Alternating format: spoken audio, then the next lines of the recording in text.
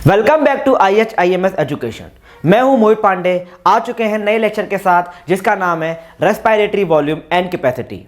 अगर आप हमारे चैनल पर नए हैं तो हमारी वीडियो को लाइक कीजिए, शेयर कीजिए और ज़्यादा से ज़्यादा सब्सक्राइब करिए। आपका एक लाइक और शेयर हमारी वीडियो को बहुत मोटिवेशन देता है ताकि हम ऐसे ही मोर इन्फॉर्मेटिव वीडियो आपके लिए ला सकें। तो चलिए बिना किसी देरी के हमारे वीडियो को शुरू करते हैं। तो जैसे कि आपको हेडिंग दिख रहा होगा, respiratory volume and capacity. Basically ये क्या होता है तो उसको समझने से पहले एक बहुत छोटी बात करते हैं। आपने कभी नोटिस किया होगा कि हम रेस्पिरेशन को स्टडी करते हैं। रेस्पिरेशन को स्टडी करते समय हमको एक चीज़ का बहुत ध्यान देना है कि आप कोई एक ऐसा इंस्ट्रूमेंट है जिससे हम ये मेजर कर पाए कि हम कितना वॉल्यूम इनटेक करते हैं या इंस्पायर करते हैं और कितना वॉल्यूम हम एक्सपायर करते हैं यानी कि बाहर निकालते हैं। तो हाँ, ऐसा इंस्ट्रूमेंट है जिसका नाम होता है स्पायरोमीटर। तो हम उसको लिखते हैं, स्पायरोमीटर क्या होता है।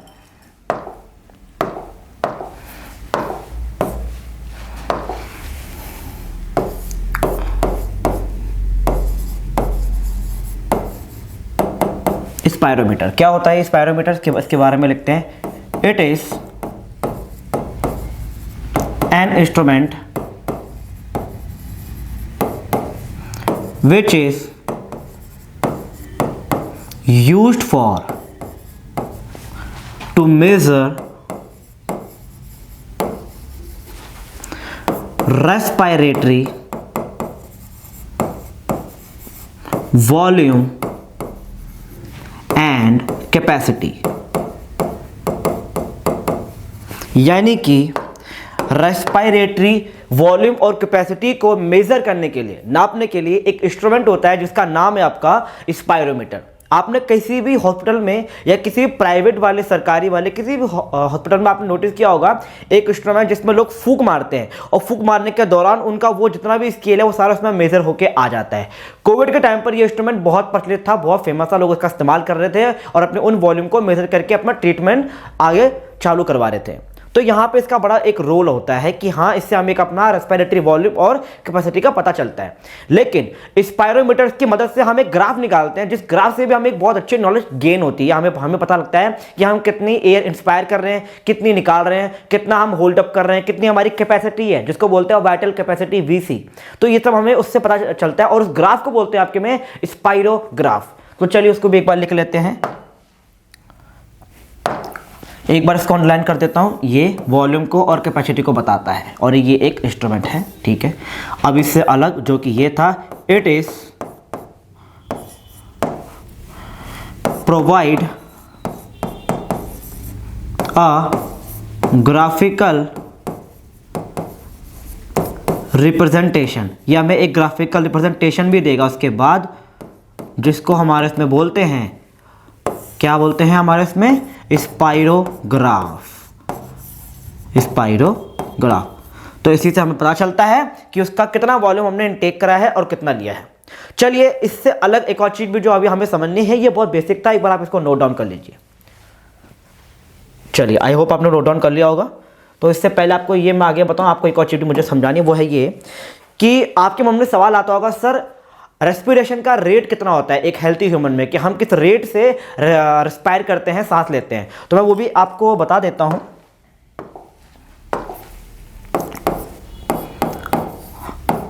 The normal healthy human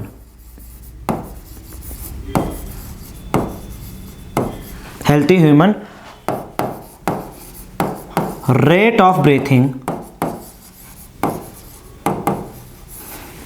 is 12 to 16 times पर मिनट। ये आपको याद करना पड़ेगा बेटा, ठीक है। ये आपको याद करना पड़ेगा क्योंकि ये बहुत इंपॉर्टेंट है।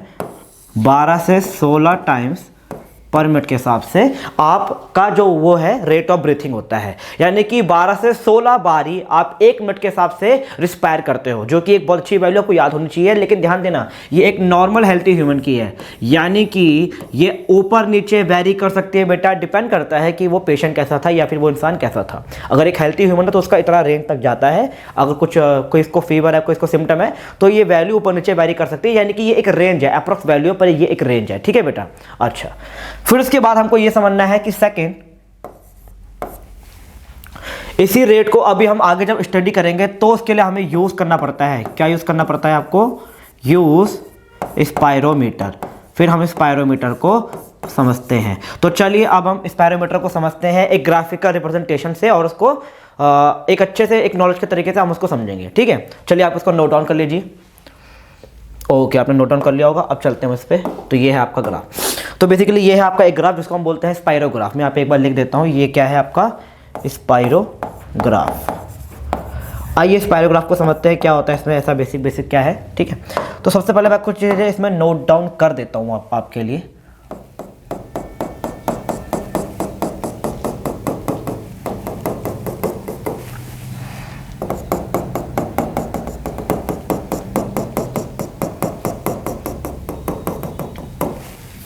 ठीक है, ये आपका कुछ ग्राफ है तो मैं आपको बताता हूँ ये क्या है। नंबर 1 पहला आपका जो आपको पता होना चाहिए वो सबसे पहले ये, इसको आपके में बोलते हैं टीवी। इसकी फुल फॉर्म लिखते हैं बेटे, इसको बोलते हैं टाइडल वॉल्यूम। इसको बोलते हैं टाइडल वॉल्यूम। ठीक है सर, ठीक है, टाइडल वॉल्यूम इसको बोलते हैं। और इसके बाद जो है आपका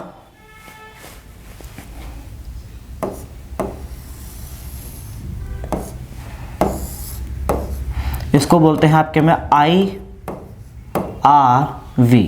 इसकी भी फुल फॉर्म हम यहाँ पे लिख लेते हैं। इसको बोलते हैं आपके इसमें inspiratory reserve volume. Inspiratory reserve volume. ठीक है, और वहीं पे जो सबसे लास्ट का पार्ट अब रह गया वही नीचे वाला, इसको आपके में बोलते हैं ERV।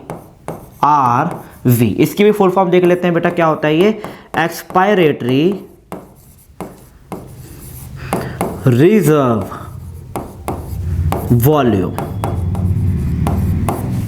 यानी कि हमने 3 चीजें देख ली। नंबर 1 पहली आपकी टीवी यानी कि टाइडल वॉल्यूम। ठीक है बेटा, सेकंड आपका IRV यानी कि इंस्पायरेटरी रिजर्व वॉल्यूम। और जो थर्ड नंबर पे जो आपका आता है वो है आपका ERV यानी कि एक्सपायरेटरी रिजर्व वॉल्यूम। एक होता है IRV, एक होता है ERV, और एक लास्ट में आपका टीवी। इससे भी अलग एक और चीज़ होती है जो आपके इसके नीचे आती है, बिल्कुल ठीक है, इससे नीचे जो आपको शो नहीं होगी उसको हम बोलते हैं RV। पर आपको पता होना चाहिए RV इसको क्या बोलते हैं, ये होता है रेसिडुअल वॉल्यूम। रेसिडुअल वॉल्यूम, इसके बारे में भी हम समझेंगे आराम से। ठीक है, इसके बारे में भी हम समझेंगे आराम से, सब चीज़ को आराम से कंसाइज वे में हम पढ़ेंगे। ठीक है, तो चलिए बिना ऐसे देरी के पहले हम टाइडल वॉल्यूम को समझते हैं बेटा कि ये क्या होता है। आइए, तो टाइडल वॉल्यूम के बारे में हम कुछ चीज़ें लिखते हैं। आ जाओ, ये रहा टाइडल वॉल्यूम। क्या होता है बेटा, ये इसकी डेफिनेशन लिखते हैं। इट इज इंस्पायर और एक्सपायर इंस्पायर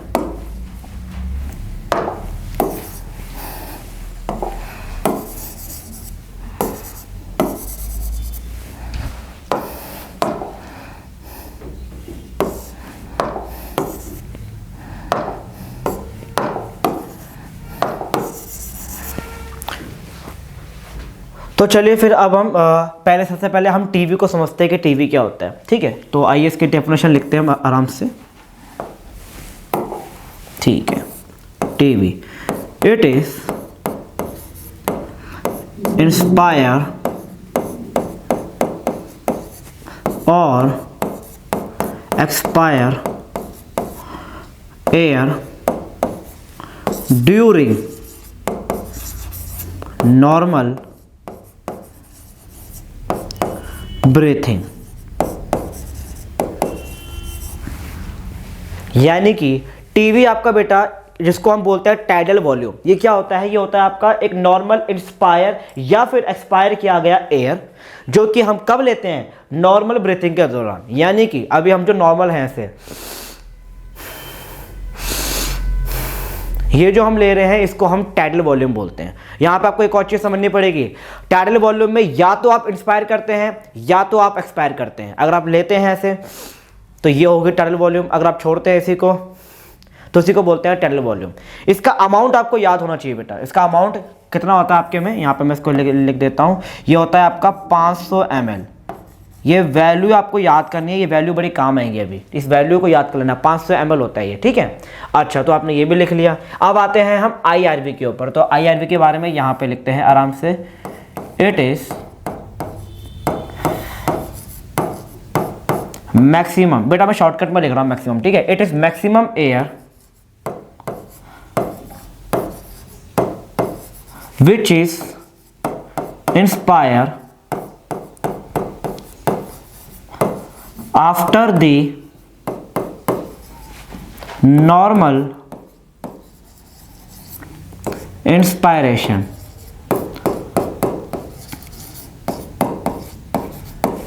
यानी कि इसको बहुत ध्यान से समझना पड़ेगा बेटा, आपको सुनना ध्यान से।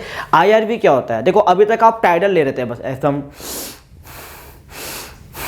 पर जब हम IRV की बात करते हैं तो IRV में आप मैक्सिमम कितना इंस्पायर ले सकते हो अंदर हवा रोक के, वो भी कब? एक नॉर्मल होने के बाद। यानी कि मैं आपको समझाता हूँ अच्छे से। जैसे हमने सांस ली, इतना हो गया, अब इसके बाद आप और लेते हैं, तो आप एक होल्ड करने के बाद और कितना मैक्सिमम ले सकते हैं? ध्यान देना, नॉर्मल लेने के बाद और कितना मैक्सिमम आप इंस्पायर कर सकते हैं, उसे पूरा मिला के आपके में बोलते हैं IRV, यानी कि इंस्पायरेटरी रिजर्व वॉल्यूम, और ये मैक्सिमम एयर होती है।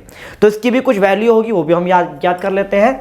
तो इसकी वैल्यू मैं यहाँ पे लिखना चाहूँगा, इसको अलग से लिखते हैं। इसकी जो वैल्यू है वो है आपकी 2500 से 3000 ml, ये आपको याद करना पड़ेगा, ठीक है। तो ये भी हमने लिख लिया। चलो इसको बोलते हैं IRV। देखो ये देखो, टीवी के बाद ही जो लिया जाएगा मैक्सिमम वो है ये। देखो टीवी तो लेना ही लेना है आपको, उसके बाद जो मैक्सिमम लिया जाएगा वो है आपका IRV, जिसकी वैल्यू मैंने यहाँ पे लिख दिया है। अच्छा, फिर आता है आपका ERV। अच्छा, IRV और ERV दोनों सेम होते हैं, कोई इतना फर्क नहीं है, बस ये है कि उसमें आपका मैक्सिमम एयर इंस्पायर आ जाएगा तो इतने मैक्सिमम एयर एक्सपायर आ जाएगा, ठीक है। तो इसको भी यहाँ पे लिख देते हैं, सेम डेफिनेशन है बार बार, तो उसमें कुछ जगह तो है नहीं, बट यहाँ पे मैं लिख देता हूँ, ये भी वही है। मैक्सिमम एयर एक्सपायर्ड, वो भी कब? आफ्टर नॉर्मल एक्सपायरेशन, यानी कि एक बार ही एक्सपायर जब मैंने कर ही दिया है, उसके बाद भी मैं और कितना मैक्सिमम हवा निकाल पाता हूँ। जैसे कि एग्जांपल देता हूँ, आपने लिया था, अब आप इसको छोड़ते हैं, ये नॉर्मल है, अब और कितना छोड़ेंगे? तो उससे ज़्यादा मैक्सिमम आप और कितना छोड़ सकते हैं एयर को, या फिर एक्सेल कर सकते हो, वो आपकी कहलाती है ERV। ध्यान दीजिएगा, इसमें आपका टीवी भी आ जाता है। उसके बाद आप नीचे गए ना, तो ये देखो, ये तो आई गया टीवी, उसके बाद एक और एक्स्ट्रा आपने निकाला है, तो ये आपका इसमें चला जाता है। इसकी भी वैल्यू आपको याद करनी पड़ेगी, वो है आपकी 1000 से 1100 ml, तो ये आपको याद करना पड़ेगा, ठीक है। अच्छा, एक बार अलग से दिखाने के लिए जितनी भी हमने वैल्यू लिखी है उसको हम एक बार उसमें बॉक्स में हम उसको अलग से दिखा देते हैं, ताकि आपको वो दिक्कत ना हो जाए इसमें, ठीक है।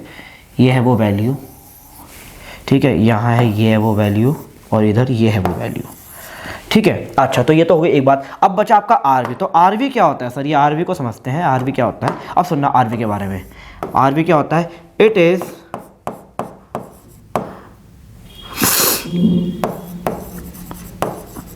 remaining air, it is remaining air in the lungs which is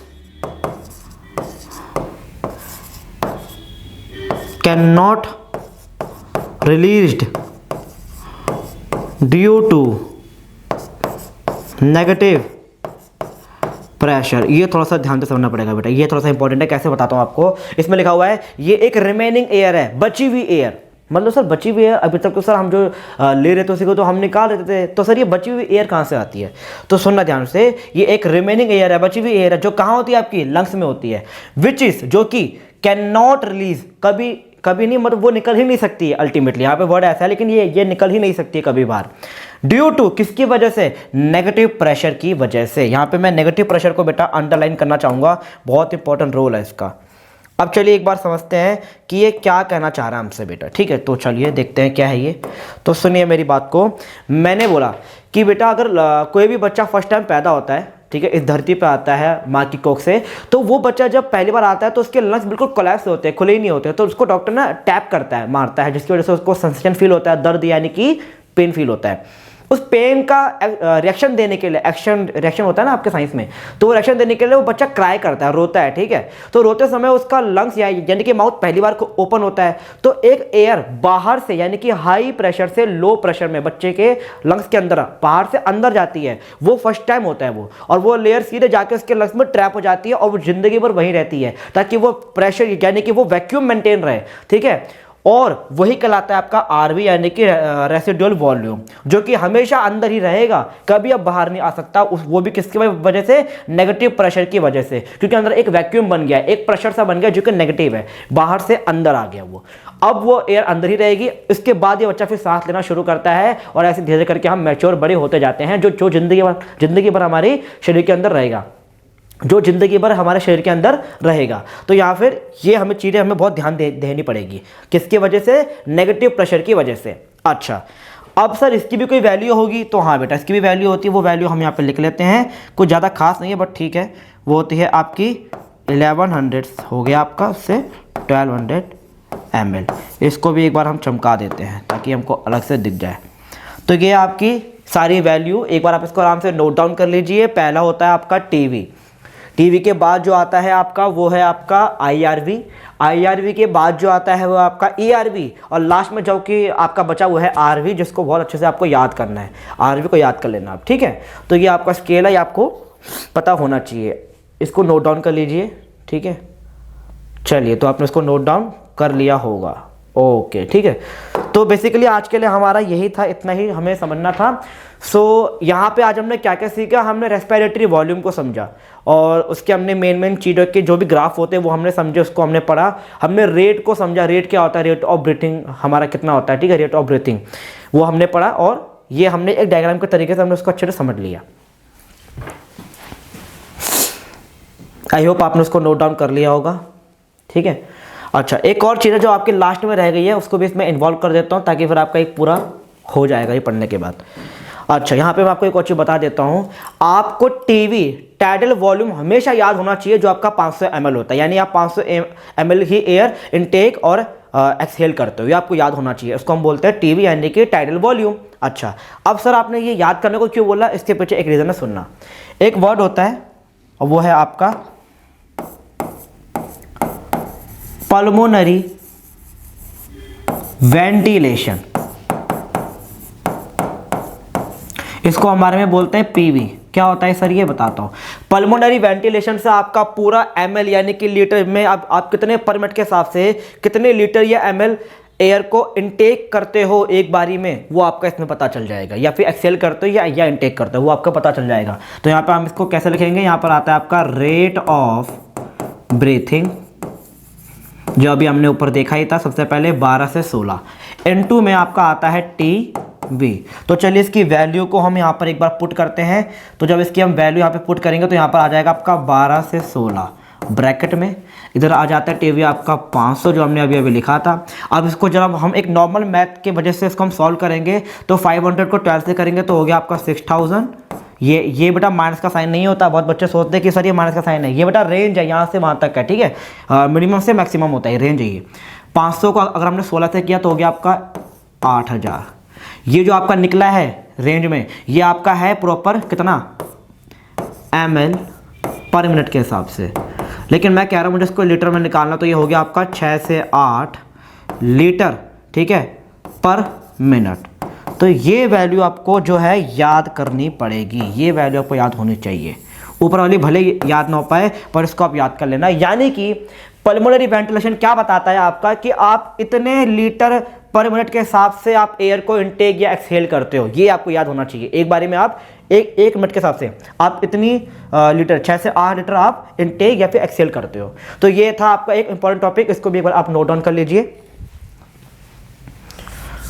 चलिए, तो आपने नोट डाउन कर लिया होगा, ठीक है। तो बेसिकली आज हमने रेस्पिरेटरी वॉल्यूम और कैपेसिटी के एक डेफिनेशन को समझा, हमने उसके ग्राफ को समझा, स्पायरोमीटर क्या होता है, स्पायरोग्राफ क्या होता है, उसमें से टीवी, आईआरवी, ईआरवी और आपका आरवी भी हमने समझा। फिर हमने समझा कि पल्मोनरी वेंटिलेशन यानी कि पीवी क्या होता है, इसकी वैल्यू होती है 6 to 8 लीटर पर मिनट के हिसाब से। तो ये वैल्यू आपको याद होनी चाहिए। तो आई होप आपको मेरा लेक्चर समझ आया होगा।